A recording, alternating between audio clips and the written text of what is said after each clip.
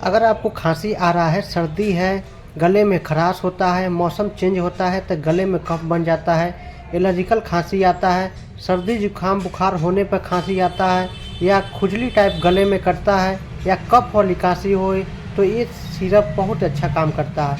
इसको 5 ml सुबह, 5 ml शाम, 5 ml दोपहर में पीना रहता है, और इसको पीने से पानी नहीं पीना रहता है। तो दोस्तों, अगर आपको खांसी किसी प्रकार की आ रहा है तो टोडेक सिरप बहुत अच्छा रिलैक्स देता है खांसी।